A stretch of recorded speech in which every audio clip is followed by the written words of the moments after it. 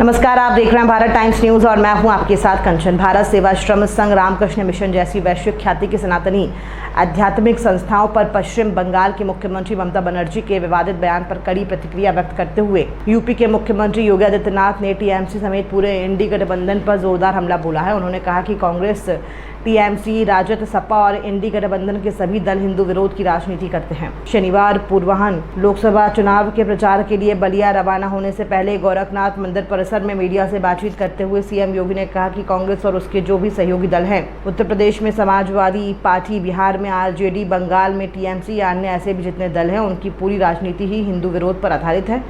उनके लिए देश की तुलना में सत्ता अधिक महत्वपूर्ण है। देश की कीमत पर ये दल सत्ता चाहते हैं और कोई भारतीय इसे स्वीकार नहीं करेगा।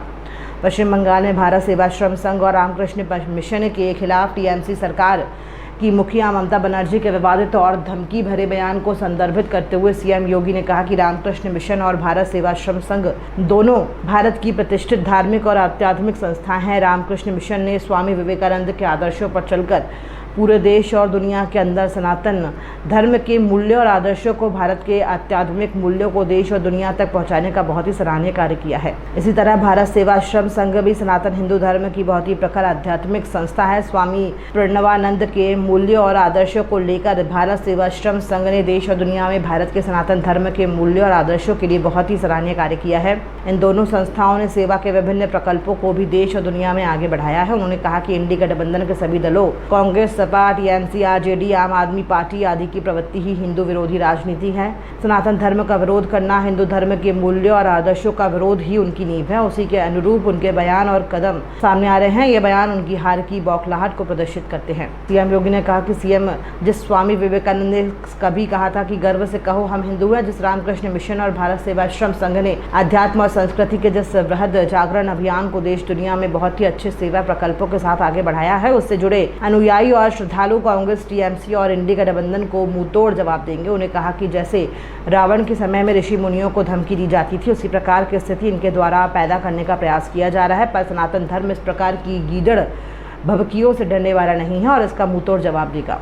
सीएम योगी ने कहा कि एक तरफ इंडी गठबंधन के दल हिंदुओं की धार्मिक और आध्यात्मिक संस्थाओं को धमकी दे रहे हैं, तो दूसरी तरफ पिछड़ी जाति के लोगों के अधिकारों का जबरन बंदरबाज करने का काम कर रहे हैं। टीएमसी सरकार ने पश्चिम बंगाल के अंदर वर्ष 2010 में 118 मुस्लिम जातियों को ओबीसी में शामिल करके ओबीसी के आरक्षण पर सेंधमारी की थी। पिछले 14 वर्षों में पिछड़ी जाति के लाखों लोग आरक्षण की सुविधाओं से वंचित हुए होंगे।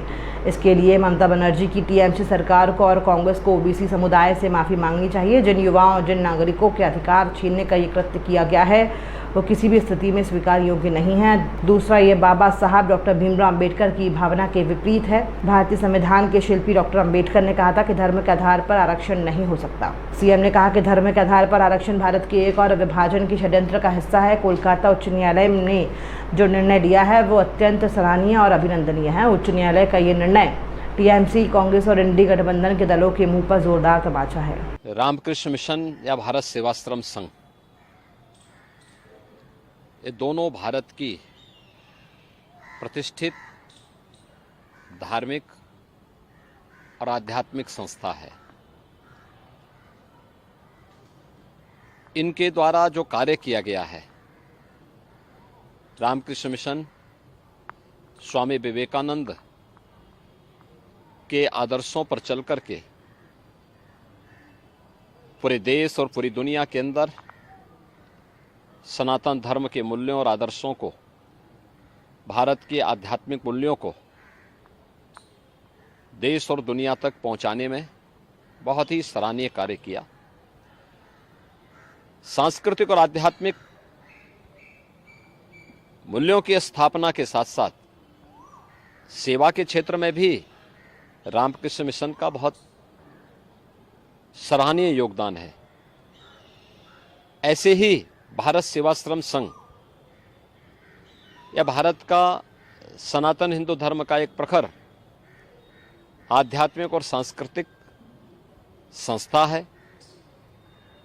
स्वामी प्रणवानंद जी के मूल्यों और आदर्शों को लेकर के भारत सेवाश्रम संघ में देश और दुनिया में भारत के सनातन धर्म के मूल्यों और आदर्शों के लिए बहुत ही सराहनीय कार्य किया। सेवा के विभिन्न प्रकार के प्रकल्पों को भी दुनिया के अंदर ये संस्था लेके चलती है।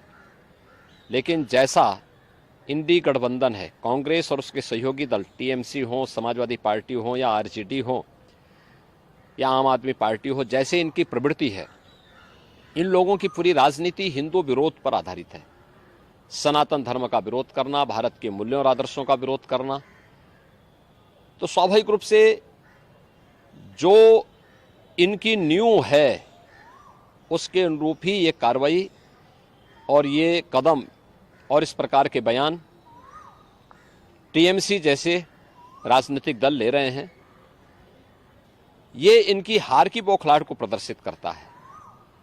और मुझे लगता है जिस स्वामी विवेकानंद जी ने कभी कहा था, गर्व से कहो हम हिंदू हैं, जिस रामकृष्ण मिशन ने आध्यात्मिक और सांस्कृतिक जागरण के बृहद अभियान के साथ ही देश के अंदर बहुत अच्छे सेवा के प्रकल्पों को आगे बढ़ाया, या भारत सेवाश्रम संघ ने अपने आध्यात्मिक और सांस्कृतिक अभियान के साथ ही सेवा के जिन प्रकल्पों को आगे बढ़ाया है, करोड़ों भारतीय उनसे जुड़े हुए हैं। और मुझे लगता है कि कांग्रेस और इंडी गठबंधन को, टीएमसी जैसे दलों को ये लोग मुंहतोड़ जवाब देंगे। उनके श्रद्धालुजन, उनके भक्तगण, उनके अनुयायीगण इनको मुंहतोड़ जवाब देंगे। ये तो एकदम जैसे रावण के समय में लोग ऋषि मुनियों को धमकी देते थे, उसी प्रकार की स्थिति इनके द्वारा पैदा करने का प्रयास हो रहा है। लेकिन ये सनातन धर्म है, इस प्रकार के गिदड़ी भपकियों में डरने वाला नहीं है, इसका मुंहतोड़ जवाब देगा। एक तरफ धार्मिक और हिंदुओं की धार्मिक और आध्यात्मिक संस्थाओं को धमकी दे रहे हैं, और दूसरी तरफ पिछड़ी जाति के लोगों के अधिकारों को जबरन बंदर बांट करने का काम टीएमसी सरकार ने वेस्ट बंगाल के अंदर सन 2010 में 118 मुस्लिम जातियों को ओबीसी में शामिल करके ओबीसी के आरक्षण पर एक प्रकार की सेंधमारी की थी। पिछले 14 वर्षों में लाखों पिछड़ी जाति के लोग इन सुविधाओं से वंचित हुए होंगे। इसके लिए बंगाल की ममता बनर्जी की टीएमसी की सरकार को ओबीसी समुदाय से माफी मांगनी चाहिए, कांग्रेस को इसके लिए माफी मांगनी चाहिए। जिन युवाओं के और जिन नागरिकों के अधिकार इन्होंने लेकर के जबरन या कृत्य किया है, वह किसी भी स्थिति में वह स्वीकार्य योग्य नहीं है। दूसरा, यह बाबा साहब भीमराव अंबेडकर की भावना के विपरीत है। वे भारत के संविधान के शिल्पी हैं, और बाबा साहब भीमराव अंबेडकर ने कहा था कि धर्म के आधार पर आरक्षण नहीं हो सकता। ये धर्म के आधार पर आरक्षण देकर के पुनः भारत के विभाजन की आधारशिला तय करने की एक षड्यंत्र का हिस्सा है। माननीय उच्च न्यायालय कोलकाता ने जो निर्णय लिया है अत्यंत सराहनीय है, अभिनंदनीय है। टीएमसी और इंडी गठबंधन, कांग्रेस समेत इंडी गठबंधन के सभी दलों के मुंह पर एक जोरदार तमाचा है। महाराज जी, क्या लगता है कि पश्चिम बंगाल की सरकार सनातन आस्था के प्रति संवेदनशील नहीं है, जानबूझ के रवैया अपना रही? क्योंकि अभी एक हफ्ते पहले वहां पे जलपाईगुड़ी में रामकृष्ण मिशन के आश्रम पे हमला हुआ, इसके पहले रामनवमी देखिए ये देखो ये कांग्रेस या उनके सहयोगी जो भी दल हैं, उत्तर प्रदेश में समाजवादी पार्टी, बिहार में आरजेडी, बंगाल में टीएमसी या अन्य जितने भी ऐसे दल हैं, इनकी पूरी राजनीति हिंदू विरोध पर आधारित है। इनके लिए देश की तुलना में सत्ता महत्वपूर्ण है। देश की कीमत पर ये सत्ता चाहते हैं, और मुझे लगता है कोई भारतीय इसको स्वीकार नहीं करेगा।